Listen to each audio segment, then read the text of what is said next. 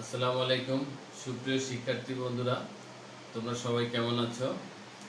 আমি শেখ আবু তালেব, সরকারি শিক্ষক, ভোলা সরকারি উচ্চ বিদ্যালয় ভোলা।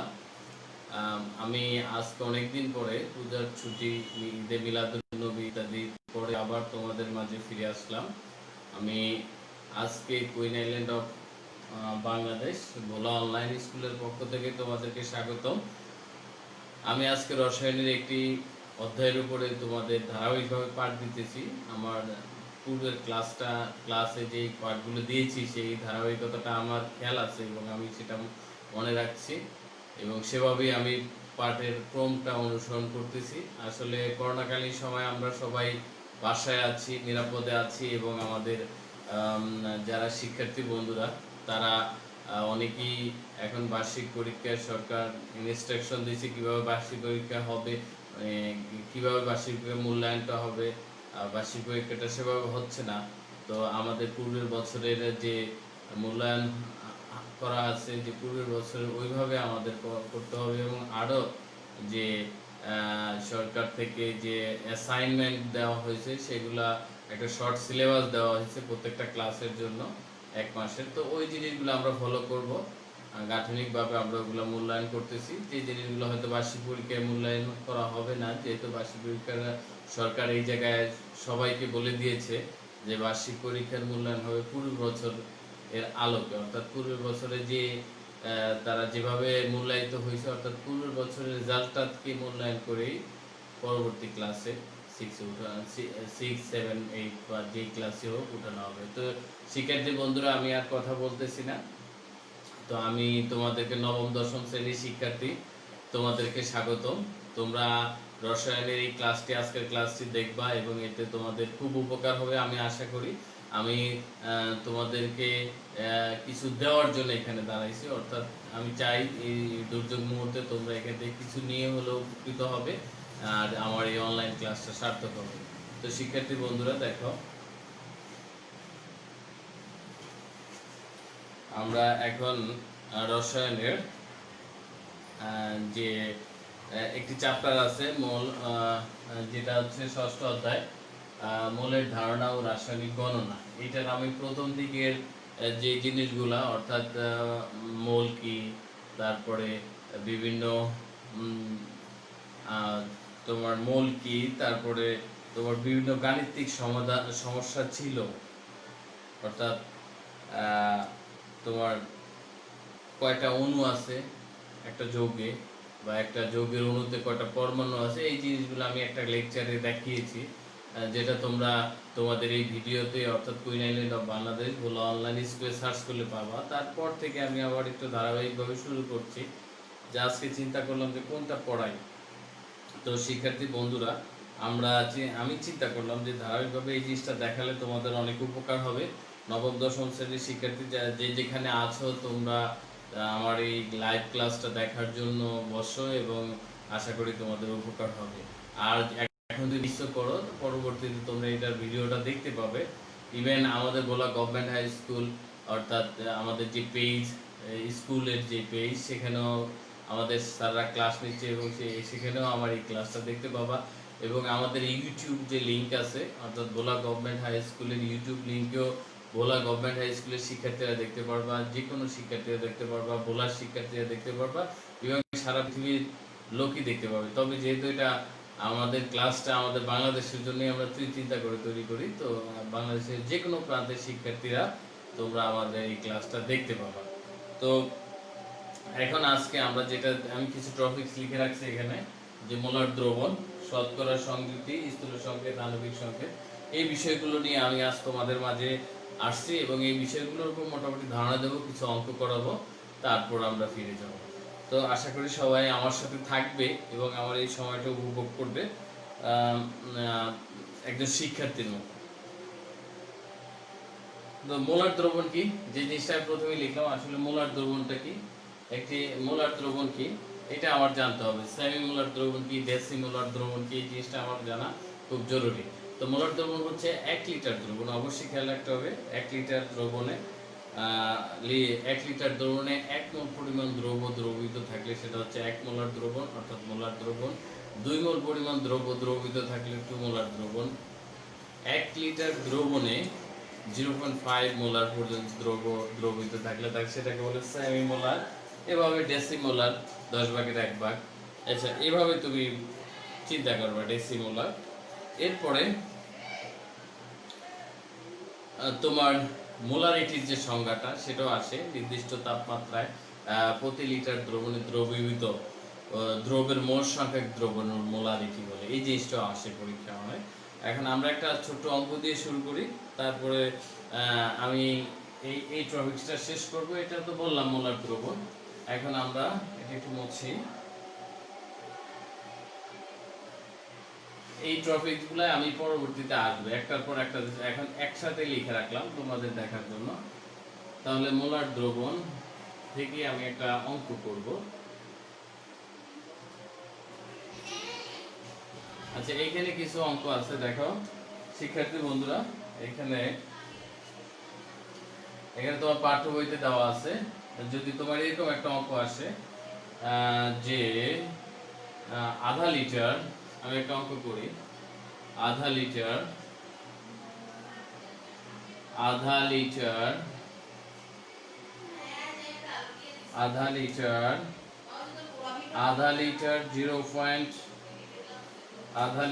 0.1 মোলার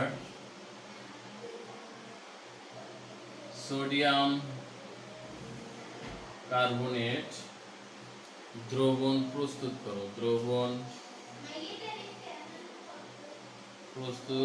করো। বা এটা প্রস্তুত করতে কতটুকু দ্রব্য দরকার, এরকম অঙ্ক আসে 2 মার্কের। 2 মার্কের এরকম অঙ্ক আসে, যেটা তোমার খ সৃজনশীলে থাকে, খ নম্বরে থাকে।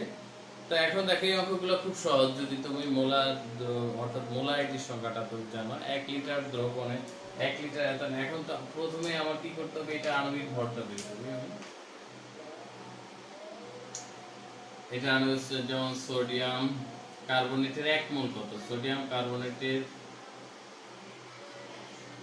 এর আণবিক ভর। তাহলে আণবিক ভরটা বের করি। ভর এটা আমরা জানি 23 গুণ 2 যোগ 12 16 গুণ 3, অর্থাৎ এটাকে যদি আমি করি তাহলে হবে 4 6 12 যোগ 48, অর্থাৎ 2 50 60 60 আর 46 হচ্ছে 106। তাহলে এটা কি, এটুকু কি 1 মোলের পরিমাণ। এটা কি 1 মোলের পরিমাণ, অর্থাৎ সোডিয়াম কার্বনেটের 1 মোলে এত গ্রাম থাকে, তাই না? তাহলে এখন এটা আণবিক ভরটা আমি বের করে নিলাম। এবার একটা 1 লিটার আয়তন 1 মোলার দ্রবণের যে একটা সংজ্ঞা আছে, সংজ্ঞার ক্ষেত্রে আমরা লিখব। এরপরে কি করব, এটা বের করলাম 106, আমি এরপরে মুছে দেই।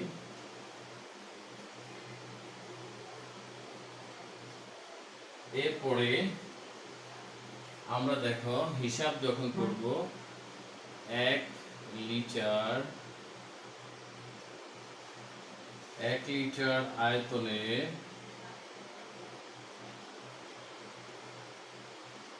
1 মোলার দ্রবণের জন্য আমাদের দ্রবটার পরিমাণ বের করতে হবে। দ্রবণের জন্য দ্রব্য দরকার 1 লিটার আয়তনের 1 মোলার দ্রবণের জন্য আমরা দ্রবণে কতটুকু 1 মোল 1 মোল নেই। সুতরাং আমরা কত, এখানে বলছে আধা লিটার কত 0.5 লিটার আয়তনের 0.1 মোলার দ্রবণের জন্য দ্রব্য দরকার। তাহলে কি করতে হবে, 1 গুণ 0.5 0.1 মোলার, এত মোল দরকার। তাহলে এটা কত হচ্ছে, এটা হলো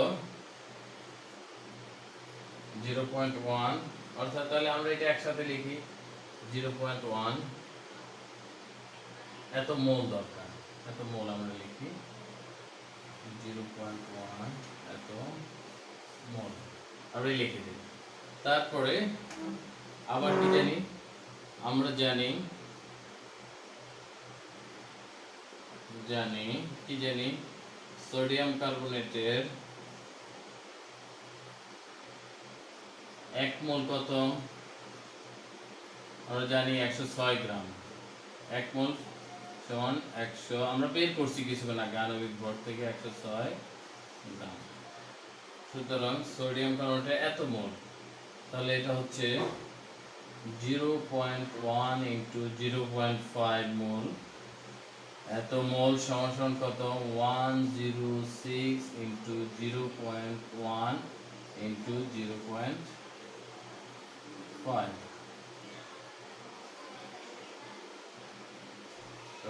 গ্রাম। এবার আমরা এটাকে গুণ করবো, ক্যালকুলেট করবো, যেভাবে করে ফেলে হয়ে যাবে। তাহলে এটা দাঁড়ায়, উত্তর দাঁড়ায় কি হয়,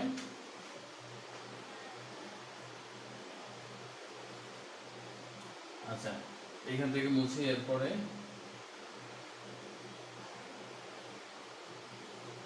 দেখো শিক্ষার্থী বন্ধুরা, তাহলে এটার উত্তর হবে 5.3 গ্রাম কি সোডিয়াম কার্বনেট। অর্থাৎ এটাকে আমরা গুণ করলে কি হবে, তুমি গুণ করে দেখো 5.3 গ্রাম সোডিয়াম কার্বনেট 106। হ্যাঁ ঠিক আছে। আচ্ছা তাহলে আমরা বলতে পারি কি, আধা লিটার 0.1 মোলার সোডিয়াম কার্বনেট দ্রবণ প্রস্তুত করতে 5.3 গ্রাম সোডিয়াম কার্বনেট দরকার। অথবা তাহলে এই পরিমাণ সোডিয়াম কার্বনেট যদি আমি ঢেলে দেই, তাহলে এটা হচ্ছে দ্রব সোডিয়াম কার্বনেট, তাহলে দ্রবণটা তৈরি হয়ে গেল। এবার এরকমই একটা তোমাদেরকে কাজ যদি তোমরা করো, তাহলে এটা এরকমই একটা কাজ তোমাদেরকে আমি দিয়ে রাখি, তোমরা বাসায় চেষ্টা করবা, আশা করি পারবা। যেমন 2 লিটার, একই রুলস একই নিয়ম, 2 লিটার 0.1 মোলার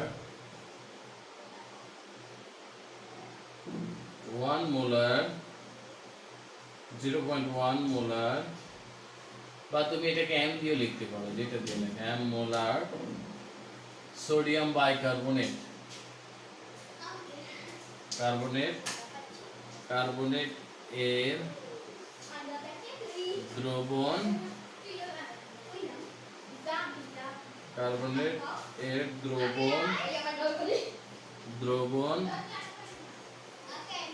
প্রস্তুত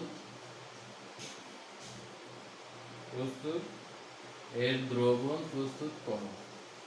অথবা এটা দ্রবণ তৈরি করতে কতটুকু সোডিয়াম বাইকার্বনেট লাগে, এভাবে পরীক্ষায় আসতে পারে। এক কথায় প্রিয় শিক্ষার্থীরা, আমরা বুঝি যে এই অঙ্কটা 2 নম্বরে থাকে, এখানে কতটুকু সোডিয়াম কার্বনেট দরকার সেটা বের করতে পারলে আমরা এই দ্রবণটা প্রস্তুত করতে পারবো। গেল। তাহলে মোলার দ্রবণের এই সংজ্ঞা থেকে আমরা এটা বের করতে পারি। কেমন দেখো তো, ঠিক আছে কিনা? আচ্ছা তারপরে আমরা যৌগে মৌলের শতকরা সংযুক্তি দেখতে দেখি।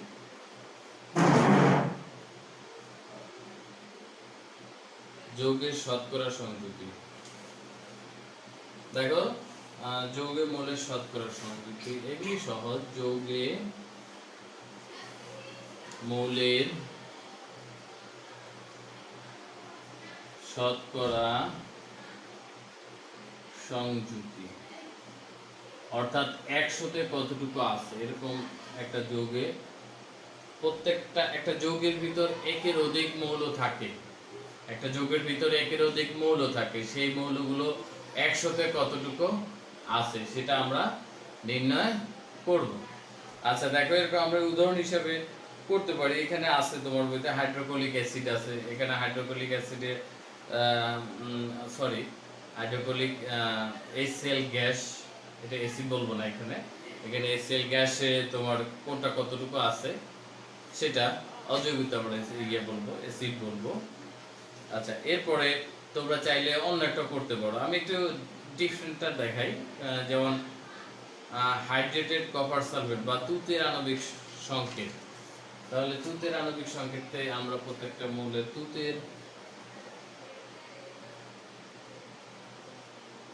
তুতের আণবিক সংকেত,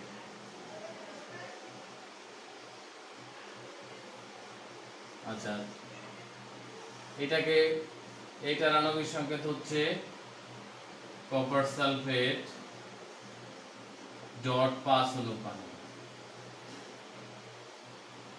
যদি কপার সালফেটটা পানি ছাড়া থাকে তখন সেটা হচ্ছে শুধু কপার সালফেট সাদা বর্ণের হয়।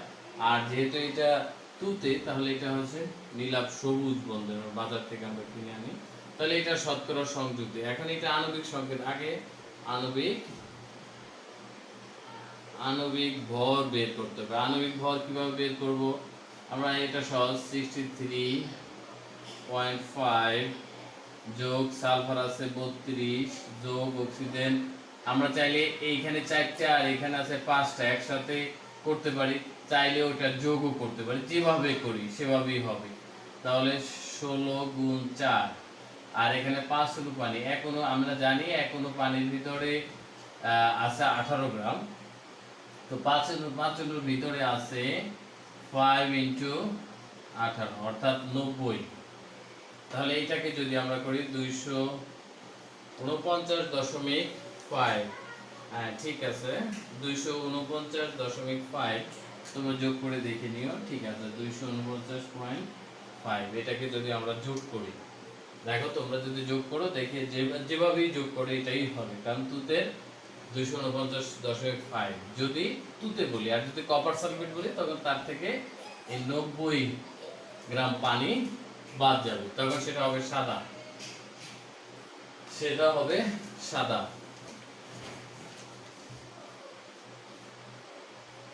আচ্ছা,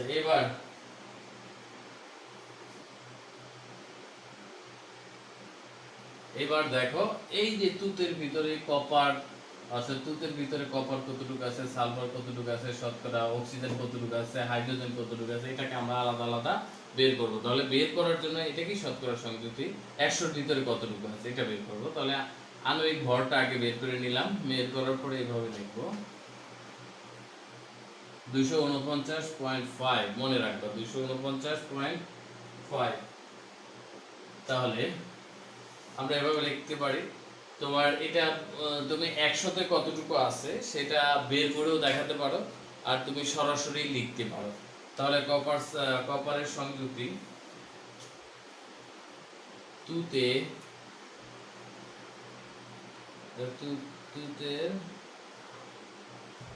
মধ্য কপার কি সংযুতি।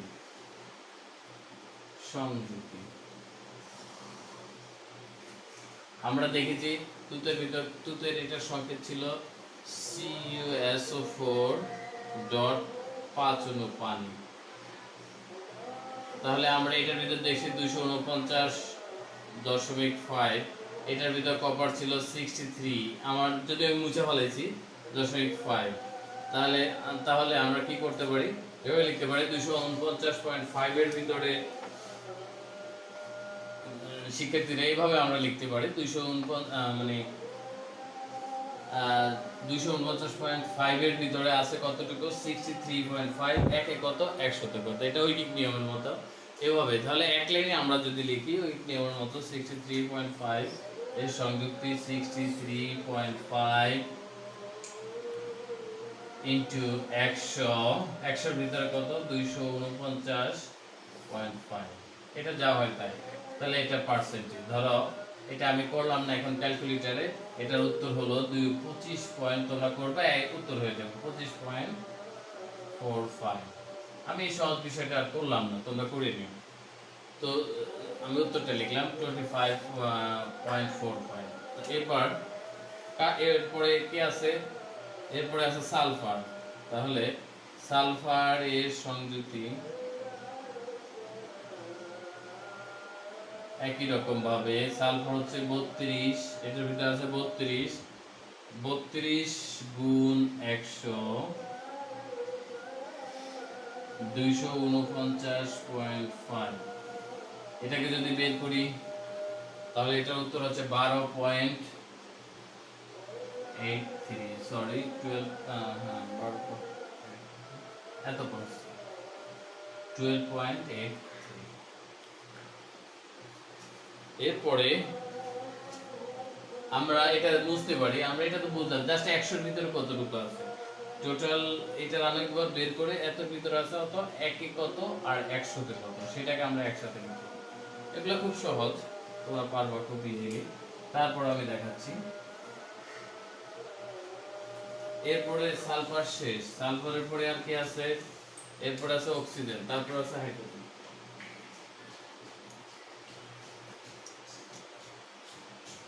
অক্সিজেনের সংযুতি, অক্সিজেনের সংযুতি, অক্সিজেনের সংযুতি কয়টা আছে অক্সিজেন, এবার আমার গুনতে হবে। এখানে অক্সিজেন আছে 4টে আর 5টা, অর্থাৎ এই যে 5 দিয়ে গুণে, অর্থাৎ এটার সাথে কি আছে অক্সিজেন টোটাল, তো এটা যৌগ তুতে ব্লু বিটসল, যেটাকে বলে ব্লু বিটসল। তাহলে এখানে আছে অক্সিজেন 4টা আর আছে এইখানে অক্সিজেন 5টা, তাহলে 5 আর 4 কত 9টা, 9 9 ইনটু কত 16। তাহলে গুণ করি আমরা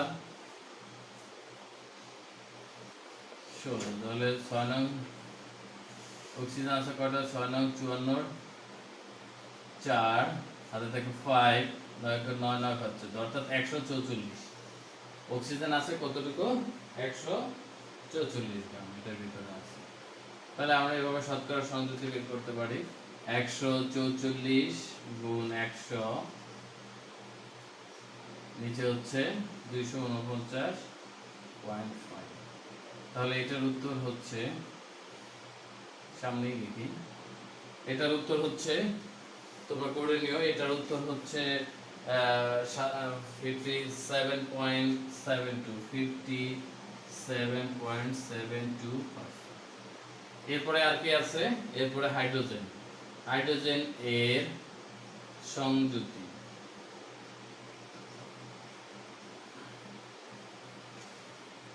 হাইড্রোজেন আছে কয়টা, হাইড্রোজেন আছে 5 দুগুণে 10টা, অর্থাৎ 10টা। তাহলে এখানে কত 10, হ্যাঁ তাহলে হচ্ছে 10, 10 গুণ 100, 10 গুণ 100 49.5। তাহলে এটার উত্তর হচ্ছে, আমি তাড়াতাড়ি করার জন্য ক্যালকুলেটরে করলাম না, তোমরা করে নিয়ে এরপরে 4.4%। এরপরে যদি তোমাকে বলে আলাদাভাবে পানির শতকরা সংযুক্তি কত, তাহলে ওইটাকে 90 ধরে নিবা, 90 গুণ, যদি ক্লাস পানি, এটা তো ক্লাস পানি, এটা কি ক্লাস পানি, অর্থাৎ এটা একটা ক্লাসিত যৌগ, তাহলে এটা হচ্ছে ক্লাস পানি, ক্লাস পানির, ক্লাস পানির ক্লাসন প্রক্রিয়াটা হয় ক্লাস পানির সংযুতি। তাহলে এটা কত, 90 গুণ 100 249.5। এটা করলে যা হবে, তাহলে এটা করলে কত হয় 36.07। শিক্ষার্থী বন্ধুরা, আমরা কি শিখলাম, আমরা শিখলাম যে একটা যৌগ দেওয়া থাকলে কিভাবে তার শতকরা সংযুতি বের করতে হয়। এটা খুব সহজ, এটা আমি দেখালাম, একটা যৌগ দিয়ে দেখালাম, যেটা ক্লাস পানি আছে এরকম একটা যৌগ দিয়ে দেখালাম, তাহলে ওইটাও যোগ করতে হবে আনের পরে। তারপরে তার আগে দেখেছিলাম মোলার দ্রবণ তৈরি করতে কতটুকু দ্রবণ প্রয়োজন, সেটাও দেখালাম, যে কোনো একটা মোলার দ্রবণ তৈরি করতে। তারপর মোলার দ্রবণ কি সেটাও বললাম। এখন এটা রাখি পর্যন্ত আজকে, আর তারপরে আমরা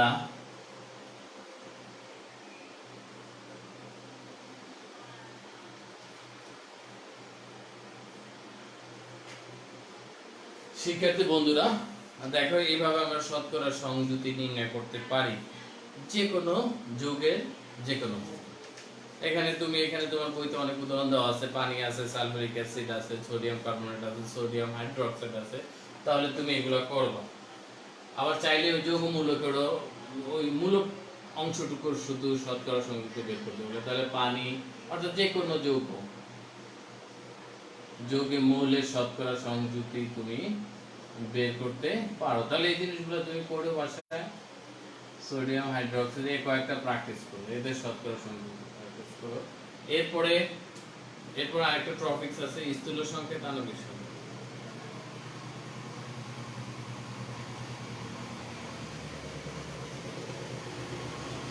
পাশাপাশি আণবিক সংকেত নিয়ে তাহলে তোমাদের বুঝতে সুবিধা হবে।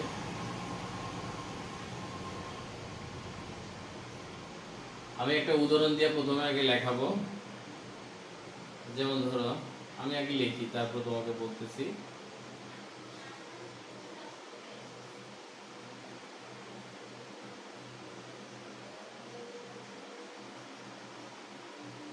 সরি,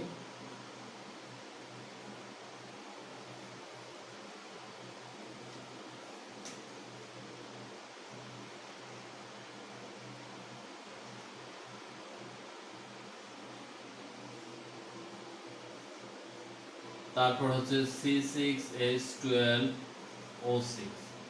তারপর ধরো আরেকটা জিনিস আমি লিখি H2O।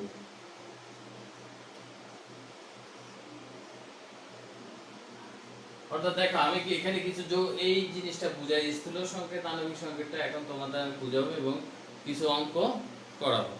দেখো স্থূল সংকেত আণবিক সংকেত কি আগে এটা তোমার জানতে হবে। স্থূল সংকেত কি? স্থূল সংকেত এটা তোমার জানতে, যে সংকেত দ্বারা অণুতে কি পরমাণু সমূহের শুধু অনুপাত বোঝায়। আমি একটা যৌগের যে সংকেত দ্বারা অণুতে বিদ্যমান পরমাণু সমূহের অনুপাত প্রকাশ করি। যেমন ধরো একটা যৌগ হচ্ছে বেনজিন C6H12। তাহলে এখানে কার্বন আর হাইড্রোজেনের অনুপাত কত? কার্বন আর হাইড্রোজেনের অনুপাত এখানে হচ্ছে 6:6।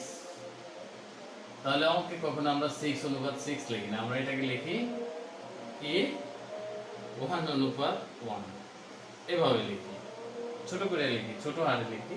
তাহলে এখানে দেখো এখানে অনুপাত কত কার্বনের, কার্বন হাইড্রোজেন অক্সিজেন, তাহলে 1:2:1।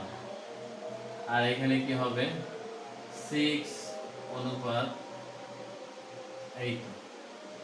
আর এখানে হচ্ছে 2:1, এখানে 2:1 বা 1:2 যেটা থাকে হাইড্রোজেন অক্সিজেন।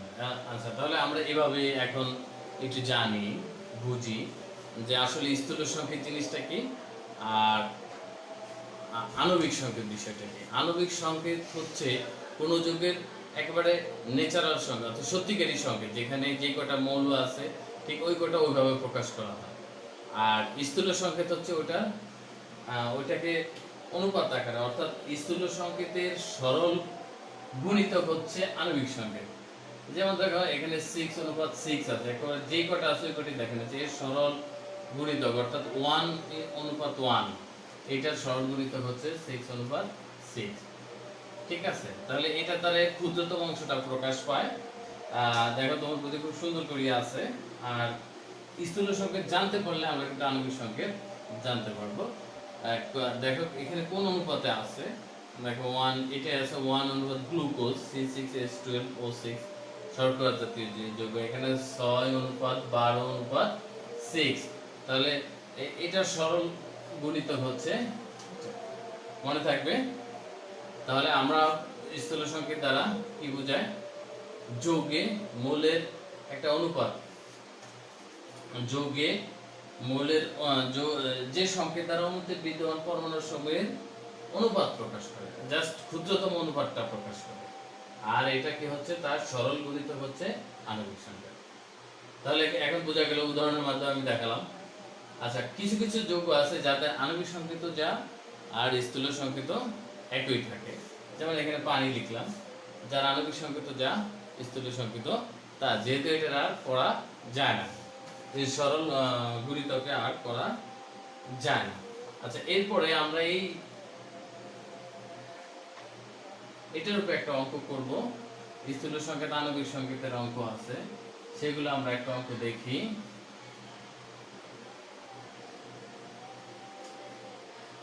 আচ্ছা শিক্ষার্থী বন্ধুরা, আমি আশা করি তোমাদের জন্য আজকের ক্লাসটা খুবই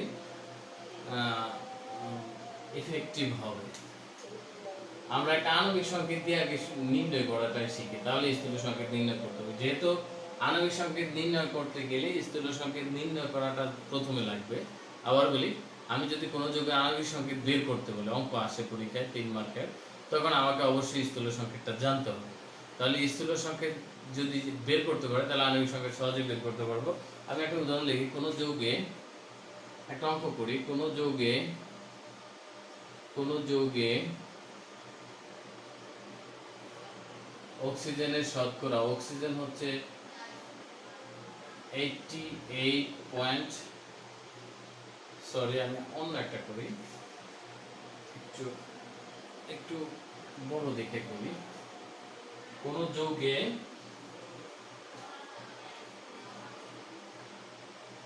কার্বন আছে, কার্বনের শতকরা সংখ্যা, অর্থাৎ কার্বন আছে কত, 92.31% শতকরা সংখ্যা। তারপরে হাইড্রোজেন আছে,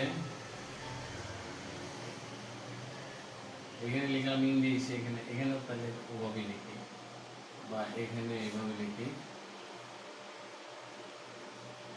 তাহলে হাইড্রোজেন আছে 7.69%। এরপরে একটা যৌগের নমুনা দেওয়া আছে। তার কোন যৌগে কার্বন আছে 92.31 এবং হাইড্রোজেন 7.69। যৌগটির আণবিক ভর 78। যৌগটির আণবিক সংকেত কত? যৌগটির আণবিক সংকেত আমরা বের করব। তাহলে শিক্ষার্থী বন্ধুরা দেখো, এখানে আমি যদি দুইটা যোগ করে দেখি 100 হয়, তাহলে এই যৌগটার মধ্যে আর অন্য কোনো মৌল নেই। আমি দেখতেছি যে এই দুইটা যোগ করলে 100 হবে, 100% হলে কোনো যৌগ, তাহলে সে তার ভিতরে অন্য কোনো মৌল আর নাই। তাহলে কার্বন এবং হাইড্রোজেন দ্বারা আমরা একটা যৌগ আমাদের বের করতে হবে, যার আণবিক ভর এত, যৌগটা আণবিক সংকেত আমার বের করতে হবে। তাহলে প্রথমে কি করতে হবে, কার্বন প্রত্যেকটার আণবিক প্রত্যেকটার যে পরিমাণটা আছে, এই পরিমাণ থেকে পারমাণবিক ভর দ্বারা মৌলের শতকরা সংযুক্তি যেটা আছে, এটাকে কি করতে হবে, আপেক্ষিক পারমাণবিক ভর দ্বারা ভাগ করতে হবে। অর্থাৎ কার্বন কত, কার্বন সমান সমান 92.31 থেকে কার্বন কত, 12 দিয়ে ভাগ করব। তাহলে এটার উত্তর হচ্ছে কত। আর হাইড্রোজেন কত, হাইড্রোজেন হচ্ছে 7.69%। তাহলে এটাকে 1 দিয়ে ভাগ করব। অর্থাৎ আপেক্ষিক পারমাণবিক ভর দিয়ে আমরা ভাগ করি। ভাগ করার পরে উত্তর বের হলো, এটার বের হচ্ছে 7.69। অর্থাৎ আমি এটা ভাগ করলাম, আমাকে ক্যালকুলেটর আনতে হবে, আমি আনি না, এই জন্য আমি আর ভাগ করলাম না। আর এটা করলে তো 7.69 গেল। প্রথমে পারমাণবিক ভর দিয়ে ভাগ করবে। এরপরে এর ভিতরে যেটা ক্ষুদ্রতম, যেহেতু দুটোটা একই, যেটা দিয়ে আমি করি, ক্ষুদ্রতম অনুপাত দিয়ে এটা ভাগ করতে হবে। ক্ষুদ্রতম লিখতে হয়, ক্ষুদ্রতম ভাগফল দ্বারা ভাগ করে, ভাগফল দ্বারা ভাগ করে, প্রত্যেকটা ভাগ করলে এটা আরো লিখতে হয়, ভাগফল দ্বারা ভাগ করে। এখন যেহেতু দুটোটা একই, তাহলে যে কোনো একটা দিয়ে করি। তাহলে কার্বন হচ্ছে 7.69, এটা কত হবে 1। আর হাইড্রোজেন হবে 7.69, তাহলে এটাও হবে 1। তাহলে যৌগটার ভিতরে কার্বন এবং হাইড্রোজেনের অনুপাতটা আমরা পেলাম 1:1। এই পর্যন্ত হয়েছে। তারপর আমরা লিখব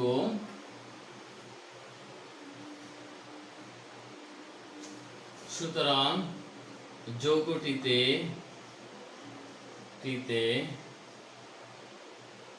কার্বন ও হাইড্রোজেন এর অনুপাত অর্থাৎ মৌলের অনুপাত, এর অনুপাত কত?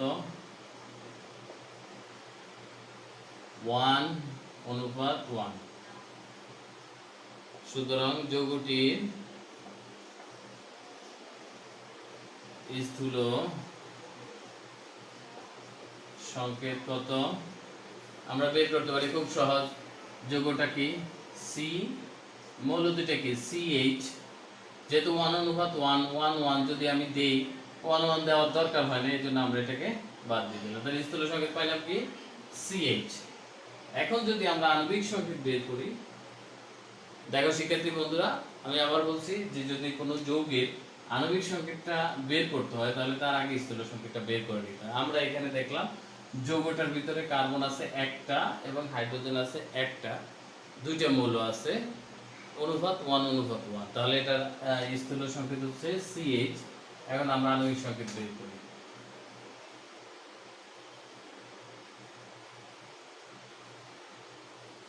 মনে করি যৌগটির আণবিক সংকেত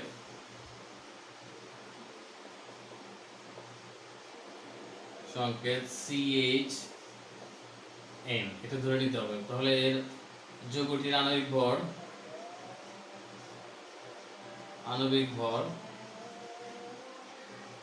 ভর কত? 78 দেওয়া আছে প্রশ্ন মতে। এইটাই তো আণবিক সংকেত থেকেই তো আণবিক ভর পায়। তাহলে CH, এটার n সংখ্যক, হ্যাঁ এটাই তো 78, বা কার্বন 12 যোগ 1, এত n সমান 78।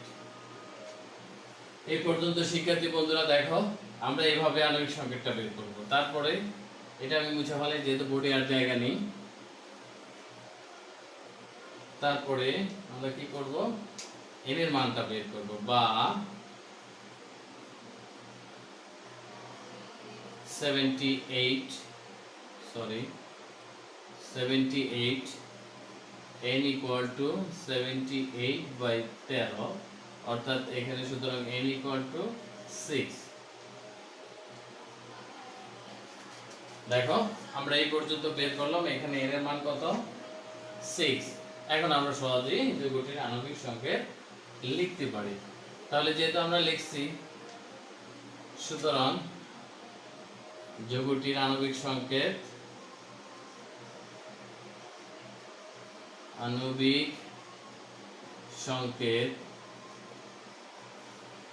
কি হবে? CH, আর n কত? 6, C6, অর্থাৎ C6H6, অর্থাৎ যৌগটি কি দাঁড়ালো? বেনজিন যৌগটি। সুতরাং যৌগটি হলো বেনজিন। এটা লেখা লাগবে না, শুধু সংকেতটা দিলেই হবে। যৌগটি কি হলো? যৌগটি হচ্ছে C6H6, অর্থাৎ বেনজিন। তাহলে আমরা সুপ্রিয় শিক্ষার্থীরা দেখো, আমরা এভাবে সহজেই কোনো যৌগের স্থূল সংকেত এবং আণবিক সংকেত বের করতে পারি।